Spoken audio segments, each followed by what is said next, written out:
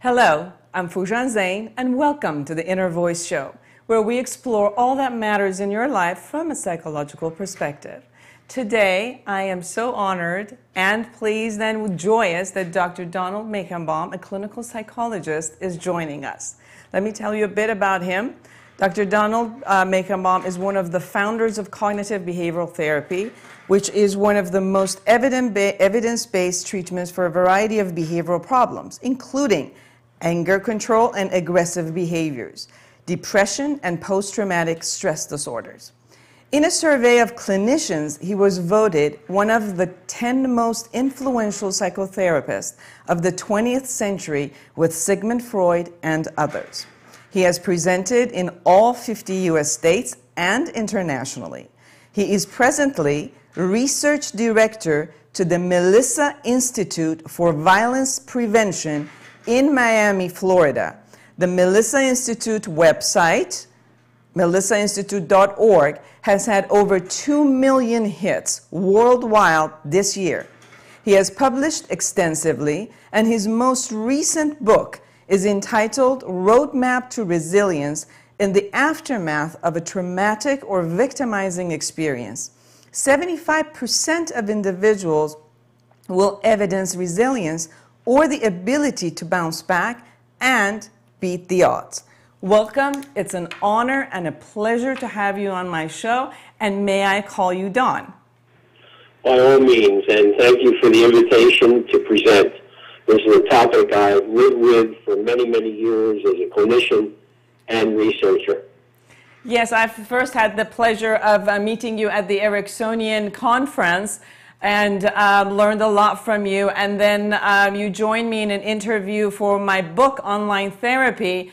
And so if people want to go and purchase also online therapy, they will see your interview about online therapy and how cognitive therapy could be working on online, which was a great interview. And thank you for giving me the permission to do that. So today we're going to talk about anger, because I know you've done extensive research on anger and trauma. So if we could start by you telling me nature of the anger.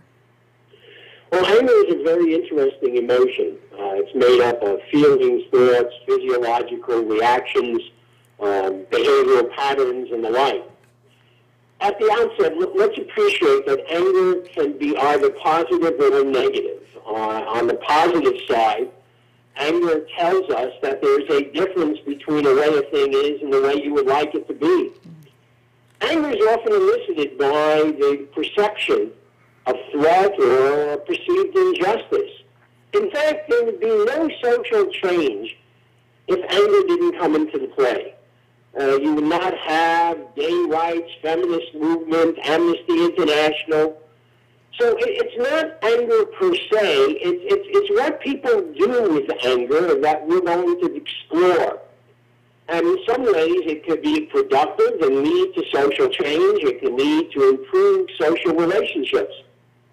On the other hand, it can lead to aggressive behavior. Anger varies from mild irritation to being bothered, all the way up to the point of being enraged and furious. At that end, it can lead to family violence, aggressive behavior. Not only that, it's important to realize that if people are angry and it escalates on an intense and persistent level, when the emotional response is out of proportion, regularly in response to some perceived threat, and I'll talk about that in a moment, it can have physiological reactions. There's a good deal of work on what are called type A personalities. These are people who are prone to having hypertension, heart attacks, and a number of other physiological responses. You see, anger can take a toll. And the question for you and the audience here is, how do they recognize what are the triggers? How do they interrupt the cycle? What could they do that's productive with their anger? So sometimes we have known anger to be an initial response, and sometimes we've known it to be what we call a secondary emotion that might be anxiety, sadness, and other emotions underneath it. So if you can also explain the distinctions between these emotions and also the distinction between the anger emotion versus the behavior as you were explaining it before, but to kind of like open this part so that the audience also knows that sometimes they're just so used to anger that that's the only, let's say, emotion that they allow themselves to experience, especially sometimes men. It's almost like that's the only emotion that they permit themselves to experience and express, and they might not all other emotions that are attached to it or underneath it. So could you talk a bit about that? Yeah, sure. Let me take you through the profile, the cycle by which anger emerges and escalates to the point of aggression. And then we'll come back to the kind of habitual nature of this. So to be angry that may lead to aggression, someone has to perceive a provocation, a threat, an insult and injustice, a frustration in response to some initial action. Now sometimes this anger is reactive. You press my button, you said something, you challenged my manhood, you've been non-compliant with repeated requests, and I light up. My fuse is short. On the other hand, sometimes anger can be instrumental and lead to aggressive behavior. You know, when you want an object, when it's planful, when you're in combat in one form or another. So the first thing you need to do is perceive any provocation. Now, to get from anger to the point of aggression, you need the attribution. You need to perceive that the provocation was done on purpose. Seeing it as being done on purpose, being intentional, is the key factor that will escalate to the likelihood of aggression. So there's the perception, and then there's the kind of thinking process that goes with that. Now sometimes anger may be old anger. You know, it's not just what's going on now. It lingers from the past. It's a grudge that one has. It's harboring these grudges with the notion of getting even. You know, an eye for an eye, a tooth for a tooth. They did this on purpose to me. They hurt me. I'm going to hurt them back. And in order to get to the point of aggression, one of the things that people often do is use stereotypes. You know, they don't just respond to the person, they're one of a group. You know, that they de-individuate, they dehumanize the person. And they have to have certain kinds of thinking processes that go along with anger. You have to engage in black-white thinking. You're either with us or you're against us. Okay?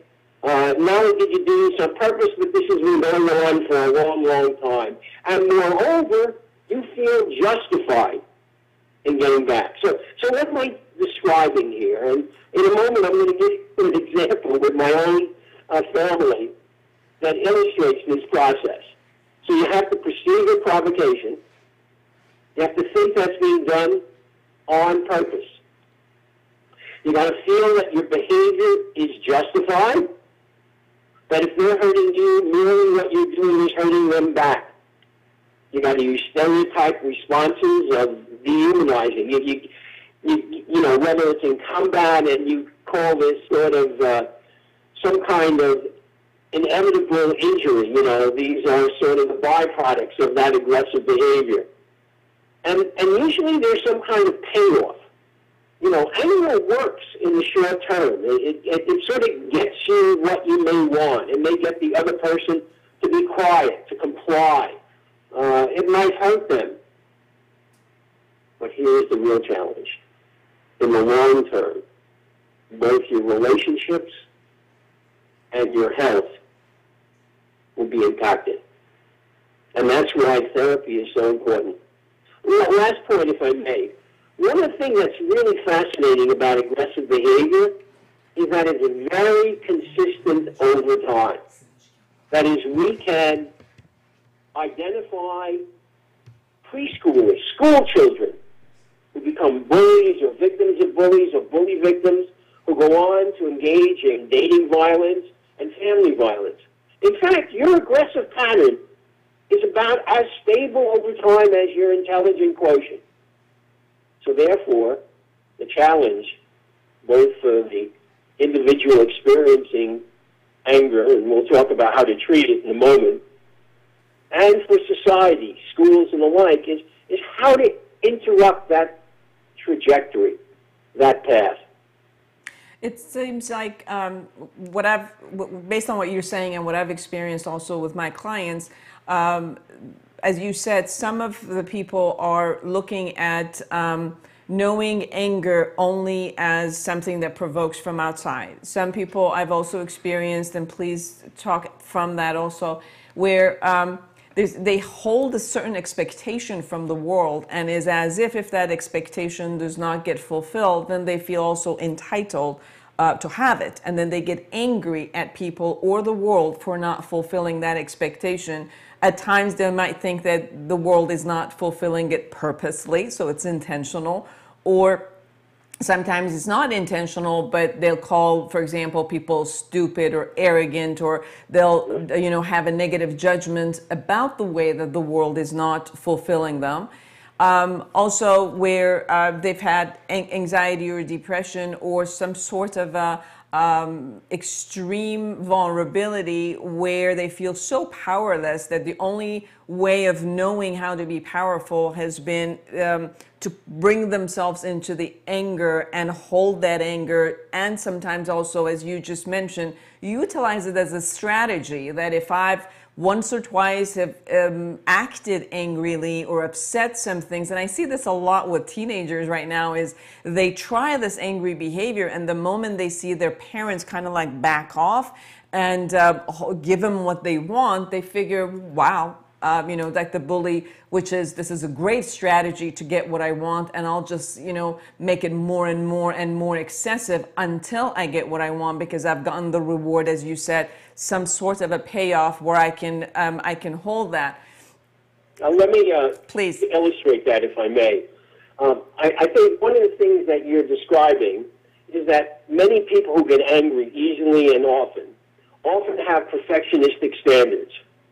And when events or people do not comply with their or meet their standards, they get upset. They carry with them a lot of what have been described as a number of musts and shoulds. In fact, Albert Ellis, who was a leader in this area, even talked about a term, and get this right, masturbation. Not masturbation, okay? That they go around regularly looking at this must be that way or should be that way, and when that gets violated. Now, let me, if I may, give you an example concerning my own 4 children. I think this is a good teaching story. One of the things that gets, for example, parents angry and upset with their kid is repetitive noncompliance. You make a request of the children, it goes in one ear and out the other, okay?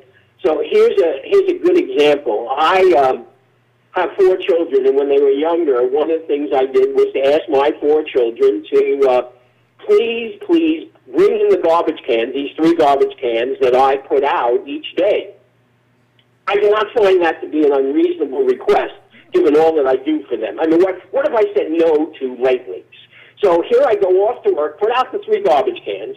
Now, at work, the day did not go well. There was many kinds of hassles and frustration with the computer and the secretary. So I'm coming home after this day, and I'm ready to relax, and I turn the corner, and what do I see? The 3 garbage cans. Not only are the 3 garbage cans there, okay, but the kids' bikes are all over the driveway. We have talked about putting my son's new baseball glove, the one that I feel I spent too much money on, is sitting there on the front porch. That's the exact spot where the last glove was stolen from.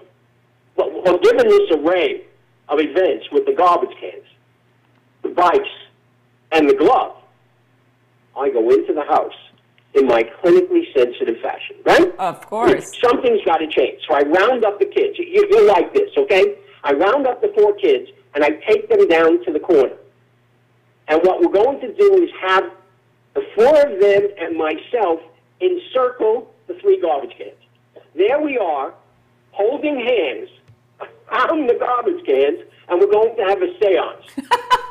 Okay? And we're going to see what thoughts, if any, emerge. And you can sort of see the neighbors looking out the window going, oh my God, he's at it again. Now, this is where the interesting piece comes into play with regard to understanding anger. My son says to me, Dad, can I say something? And I say, not now, Dave. We're waiting for thoughts to emerge. And he says, no, this is very, very important. And I say, it better be. And he looks up at me and sheepishly and says, you know, Dad, these three garbage cans, they're not ours. We brought in our garbage cans. These are Billy's from across the street. We just left them here to see how you're going to react. They set you up pretty well. They set me up. Now, here is the critical question that your audience needs to address. If they were in my shoes, how would they react? What would they feel? And what would they be thinking? I mean, would they see this as a personal threat and provocation? What do you mean they're not our garbage cans? I mean, whose idea was it? Was Mom part of this plan? This is not about the garbage cans, okay? I mean, look at all the other things. Look at the bikes. Look at the lawn. Do you have any idea what would happen if I ever did that to my father? Now, where the heck did he come from? He's been dead for 10 years. You see, he is what we call an availability heuristic, a memory in my back pocket that I could pull out at any time. I'll tell you what, each of you will go to your room, and when you get the message, you will come down and check with me. And then, and only then, will I ever allow you to eat again in your life. This is something parents do, right? When they're in an emotional state, they say things that are crazy. Or, on the other hand, do I view this trick, the three garbage cans, as a very clever gimmick that they engaged in to teach me a lesson? Mm-hmm. Do I see this not as a personal threat or provocation, but do I see this as an anecdote that I could share as part of my teaching? Now, here's the question for all the people who get a chance to listen to this. Where are all the garbage cans in their lives? Where are the garbage cans in your life? And do you see them as a personal provocation and threat? Do you then turn on a CD in your head that says, they planned this on purpose. They made a fool of me. This is not about just the garbage. Look at the long list of old anger I could bring in. Or, on the other hand, do I view this trick, as you described it, as a teaching moment? I mean, when these kids grow up, they should write for comedy shows.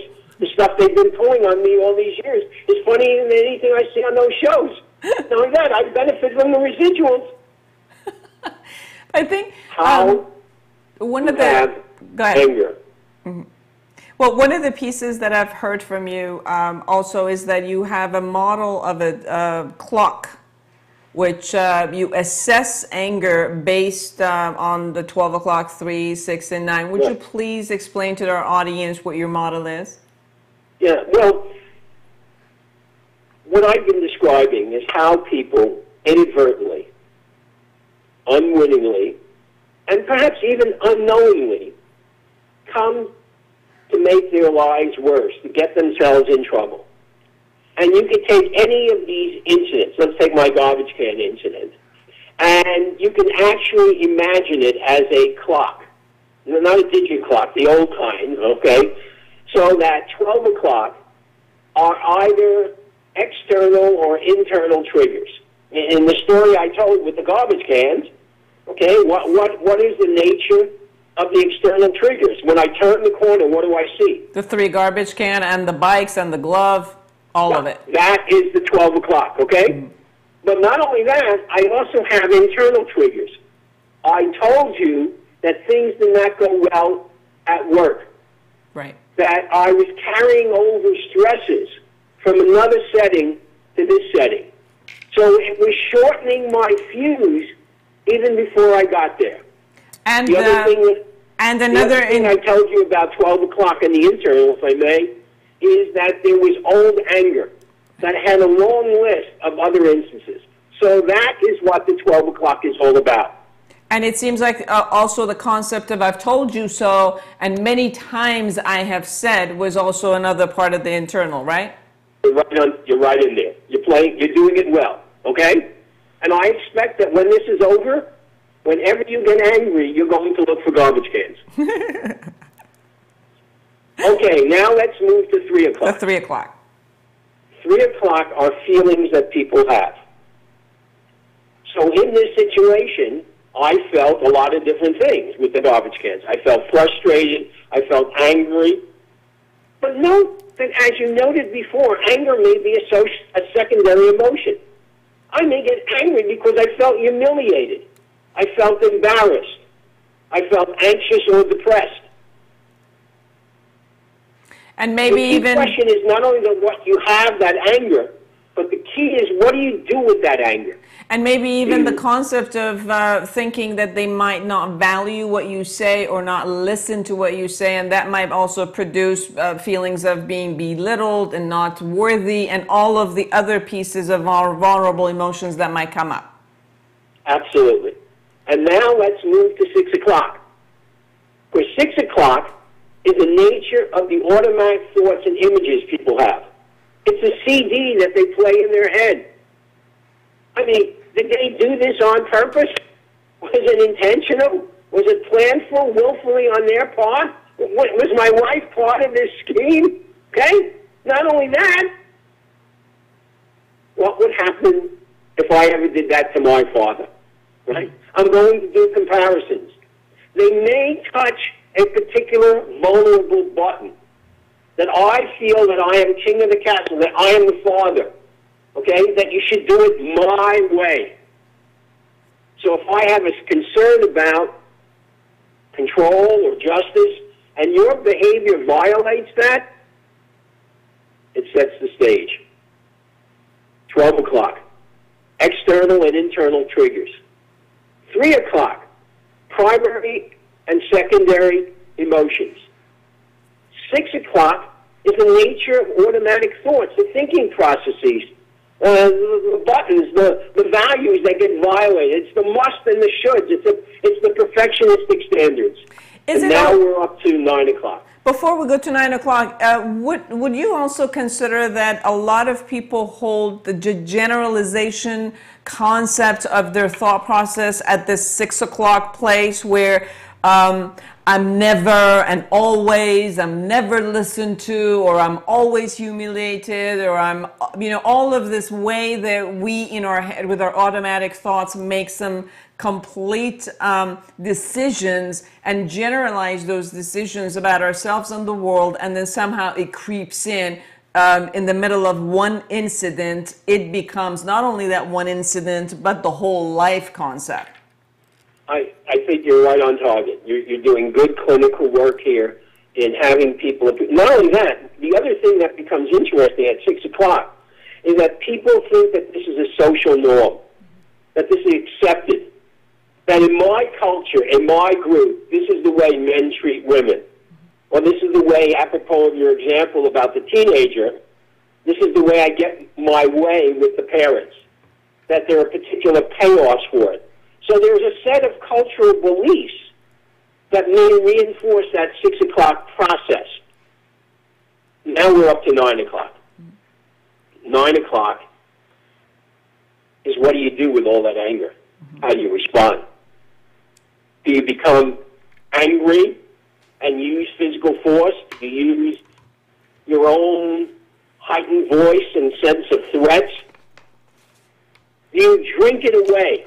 I mean, one of the things that's really interesting is the overlap between substance abuse and violence. In fact, in many instances, in terms of family violence and the like, up to 60% of the episodes occur while one or both members are under the influence of alcohol. Yes. That is the lubricant to this entire cycle. Yes. The other possibility is, do I just stuff the anger? Do I become passive aggressive? You know, do I sort of hold it inside and then just become so quiet and withdrawn? I mean, we know how to hurt other people. Therefore, let's look at this one more time. What am I describing? I'm saying that any particular incident in your life, anytime you feel angry, you can now take that situation and break it into these four corners. You can ask yourself, what is the trigger here? What's lighting my fuse? Is it internal? Something that I'm carrying over with me? Is it external of what someone did? How does that make me feel at the 3 o'clock? And how does that show up physiologically? You know, do I become more tense? Can I tell in my own body when I'm becoming... What are the nature of the CDs at 6 o'clock? How is my emotions, the portion of my brain called the amygdala, which controls emotion, how is that hijacking my sense of control? And is there a way for me to talk back to the amygdala? In fact, in our Roadmap to Resilience book that you commented on at the outset, I have indicated various ways of breaking the cycle. You could change how you look at the 12 o'clock. Okay? You can learn to relax and take a time out in terms of the 3 o'clock, in terms of the emotions. You can alter the nature of the thinking processes, apropos of my garbage can, and not see it as a personal threat and provocation. You can check out your perceptions. At 9 o'clock, you can now start to produce I statements instead of you statements. You can start to communicate. You can negotiate. You can engage in conflict resolution. In fact, in the Roadmap to Resilience book, I have a whole section there on how to, in a very user-friendly fashion, on how to communicate more effectively with your spouse, with your family member. How to get compliance so it doesn't escalate. Why do this? Because not doing so will not only violate relationships, it will compromise your health. Okay? This kind of breaking the cycle is a key factor in having a good quality of life. That's fantastic. One of the things that I've noticed, and I would really love it if you answer to this, where I've noticed that many times when I've given the people the concept of timeout and looking at, all right, remove yourself from whatever is triggering you at that moment so that you can go in, look at what's making you angry, and then come back in another way. What I've noticed also, some people take the time out and go through the process and look at how I'm responsible, how I'm creating these thoughts, how am I adding to the fuel of the anger. And then some other people kind of like create more fire in the time that they're away, giving themselves the right, having more entitlement, getting themselves more angry. So sometimes I've seen people in couples or at work or other places where they remove themselves from the trigger and then they ignite themselves much higher than they've ever been from when the trigger happened. Could you please tell our audience who do this to themselves what to do when they're actually taking on the timeout? Well, you're correct. I mean, one of the major therapeutic procedures, one of the ways to evidence self-control, emotional regulation, is to have people take time out. Now, it turns out time out is rather complex, okay, because, you know, you have to not only take time out, but you have to figure out, as you're describing, what do you do during time out that doesn't make it worse. Not only that, you have to call time in. And I would add, especially if it's with significant others like a spouse, that you have to explain this procedure to your spouse. You have to give them permission. You have to explain what it is that you're doing. Otherwise, people use timeout, and the spouse sees it as you withdrawing. Right. They feel You're rejected. avoiding talking about it. Yes. You know, so one of the things that becomes interesting is that if you're going to use timeout, it can't just be in your head. It has to be in the head of both you and significant others. Right. So you need to explain, look, I'm a little bit worked up now, okay? I don't want to say anything that's going to get us both in trouble, okay? And I don't want my emotions to take over.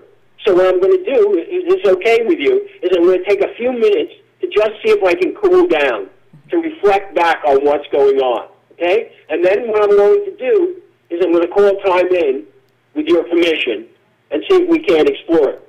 Now, if you engage in that kind of initial communication with a significant other, then that increases the likelihood that you're going to use that time away in a productive fashion.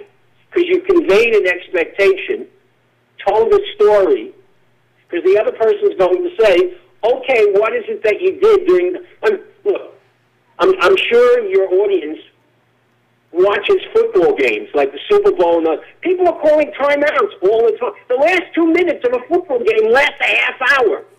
You have the 2-minute timeout. You got other injury time. Okay, my wife says, how much longer left in the game? I say 2 minutes. She says, I'll cook dinner in a half hour. So one of the things becomes interesting is what are they doing in the huddle? Right. They're sizing up the nature of the problem. And one of the things is you have to become a good listener to your own CD. Because if you are now engaged in the CD, that they did it on purpose, that there is no hope, that I need to hurt them, that I got to feel justified. If you are playing that channel in your head, you got to switch channels. Right. Is a garbage can a personal threat or a teaching episode? Right. So it seems like also maybe in that place beyond adding to something you were saying is to also add the where do I want to go and what is my purpose for this relationship or with my boss or with my friends, and maybe kind of geared toward that while I'm getting myself kind of calmed down. The part that I also wanted to ask you to shed some light is what I call cultural anger and behavior, where we kind of, let's talk about peer pressure about anger, where a certain type of group have certain type of anger as a cultural behavior. In many countries, the way you speak with your spouse or the way you are with them, you know, the violence is okay. In certain cultures, even when they get into accidents on the street, it's more cultural to get out and fight with each other and do fist fight rather than just get each other's information and go back. We see a lot right now with teenagers, especially teenage boys, which is the peer pressure of the culture is, I don't care, go tell your mom this, don't be the mama's boy and, be strong and go back and yell at your parents and they have to cut off and even police can't help it, they won't take you. And you can use, marijuana and your parents shouldn't be able to tell you anything. So they teach each other even how to go back and be this angry person to their family members. Or, military, when people are in the military, they go into the concept and then the vets come back and it's so hard for them to get out of that, beside the trauma, get out of that culture of the aggressiveness that they come out. So there's some peer pressure cultural pieces too, that the person kind of moves in and acts in that way, and sometimes they don't want to and they don't even know how to get out of it.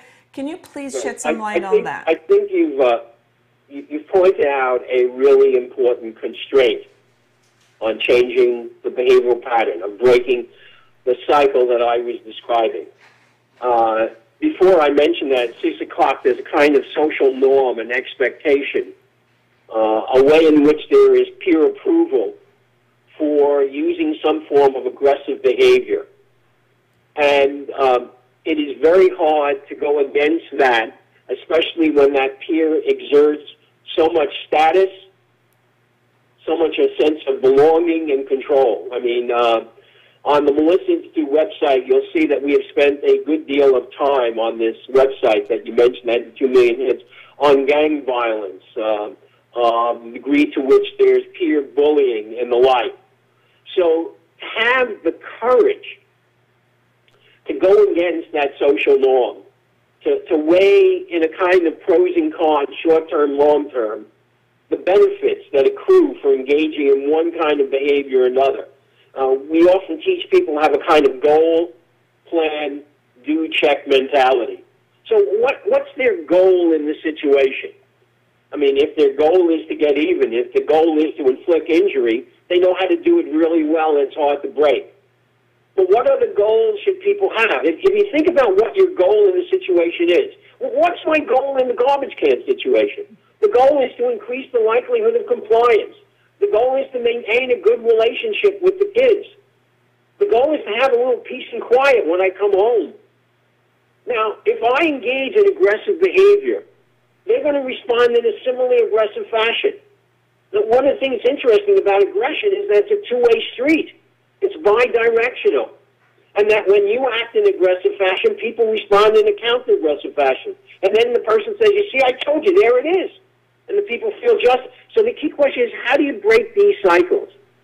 So I would ask your individuals who are engaging in that fisticuffs when they have an accident, when they have family members who are non-compliant, when they engage in violent behavior. I recently wrote some chapters that people could look at online in the Melissa Institute if they go to my name, Meichenbaum, on the way in which these principles can be used in peace negotiations between countries who are being violent with each other, between ethnic groups, let alone our work on domestic couples.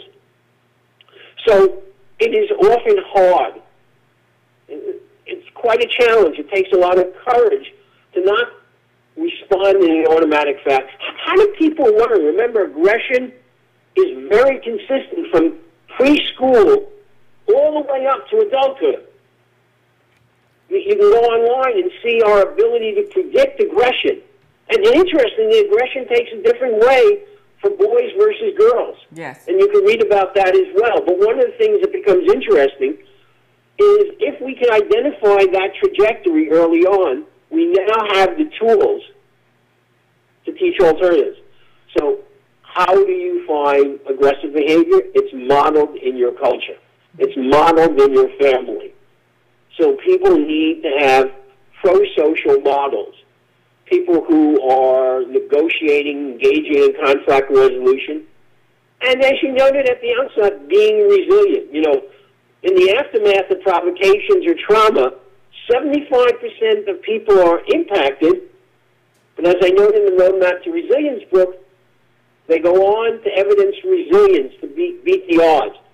25% of the people show persistent anger, depression, anxiety, post-traumatic stress disorder. And one of the things that differentiates these two groups is the nature of the story Right. they tell themselves and others. Yes. What did I do in this presentation is tell a number of stories. Right. And the key for your audience is what stories do they tell? Where are all the garbage cans in their lives? If your audience can retell my garbage can story to one other person who they're angry with, if they can say, hey, I actually turned into, I mean, you got to hear this story. It's crazy. I mean, the guy with his garbage can, I mean, I can't believe I wasted a whole hour listening to all this, okay? But I'm telling you, our relationship is filled with garbage cans. We get into this cycle. Yes. We could break it. Don, there's also, for the last part of our interview together, there's also one more piece that I really want you to shed some light for our audience also, which is most of the people I know, when they're trying to first bring down and kind of cut off their angry behavior, the aggressive behavior outside, it's almost like they go into this sort of a depression, as if they're holding themselves back. And then they don't like their depression. They don't know what to do. It's fueling inside. It's almost like they're shutting their mouth, they're removing themselves, but they don't yet know how to shift the internal piece in order to communicate in a different way. And within that time, it just seems like either their anxiety goes higher or their depression goes higher, and that's what their experience is. Could you tell our audience your view about that interim where they're stopping the behavior and learning about new behavior and how to be with themselves so they can at least calm themselves down until the new behaviors are set in place for them? Well, one of the things to keep in mind, whether it's my garbage can stories or other kinds of provocations, is that these kinds of events, these kinds of traumatic or other kinds of incidents, elicit a whole variety of emotions. So it's not just anger. It may be anger plus depression plus anxiety and so forth. So these are really an intermixed bag. So it's not unusual for people to have a variety of emotions. Secondly, often when people are depressed, interestingly, depression is not anger turned inward. Depressed people are aggressive towards others. And therefore, let me address the final piece here. And that has to do in changing the behavioral pattern, you know, of breaking my 12 o'clock, 3 o'clock, 6 o'clock, 9 o'clock cycle.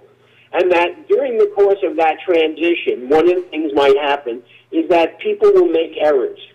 You know, they will try eye stick, they will try timeout, they will try relaxation or acceptance strategies, and they may not work.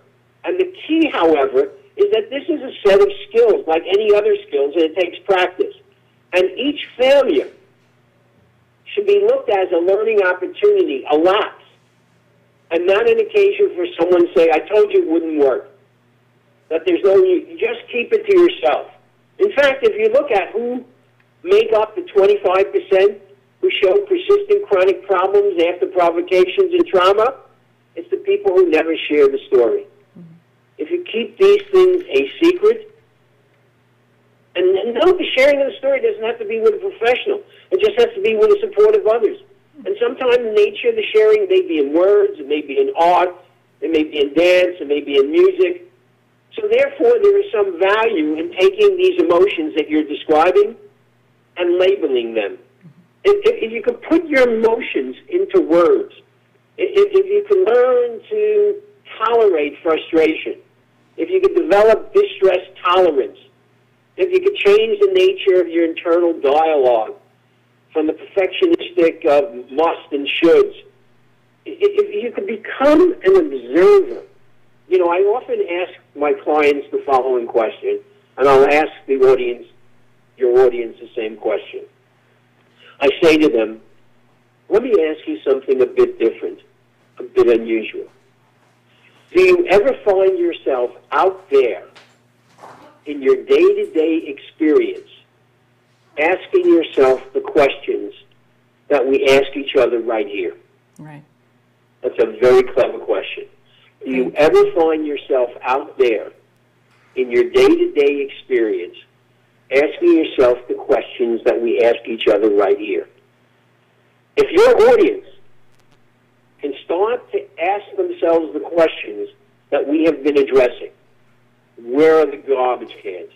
What are the nature of the triggers? What's the nature of the CD I'm playing? What alternatives do I... And note that every question that I'm asking is a what and how question. Mm-hmm. What I've Being noticed... preoccupied with why isn't often very productive. So to deal with that emotions that you're talking about, how can we turn your audience into mini therapist? Right. One thing that I've noticed about your presentations where you've had with other therapists, and I've read 2 of your books about anger and trauma, you are a master question maker. I mean, I've read maybe 2,000 questions that you've proposed, and they're all brilliant. I mean, I love them, and I use them in therapy, and they're great. To complete our interview, please tell our audience about Melissa Institute and how it started and how you became so passionate about working with this institute. And I know they got 2 million hits, and you've been an amazing addition to that group. So please tell my audience about that. Well, Melissa was a young lady who grew up in Miami, Florida, and she was going to school at Washington University in St. Louis. And a tragic thing happened. She was carjacked and murdered. Now, when such a tragedy like that befalls an individual, their family, relatives, friends, community at large, one of the ways that people cope with trauma is to transform their pain into something good that could come of it.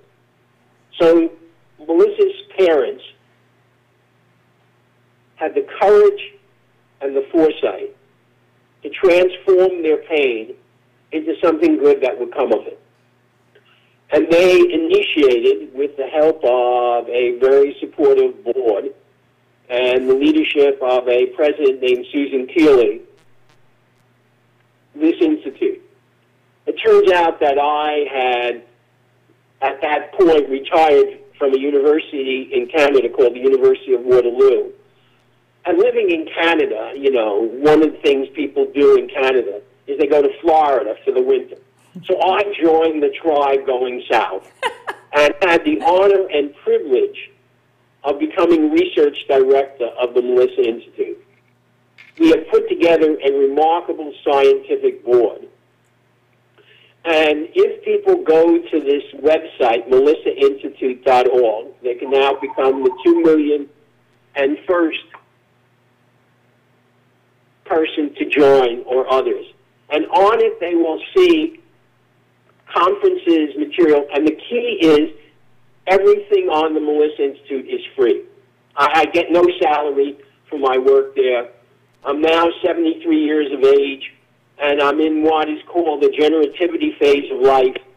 I not only have those 4 kids who played that trick on me, I am fortunate enough to have 7 grandchildren, and my passion in this last piece of my life is how can I make the world safer, not only for my children, but for grandchildren and for others.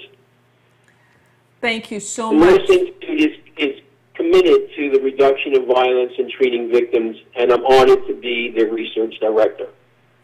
And I want to thank you for your generosity of giving me the time to be with our audience. And I know that I've always learned so much from you in the conferences that I've been with you and have learned so much. And I also request for all of our audience to go back and to the melissainstitute.org and to get your book, Resilience Roadmap.org.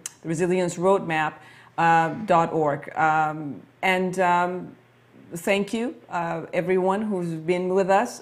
We will have this show next week with Nasreen Marhordari. We will have what Dr. Meichenbaum have stated to kind of redo in Persian for you. So for all of our audience who are not that great in English or around the world, that they would get to hear Dr. Meichenbaum in another way, not in formal translation, but the essence of what he has said will be stated to you in Persian next week. Thank you so much for all of you for being with us. We'll be here, right here, back again next week.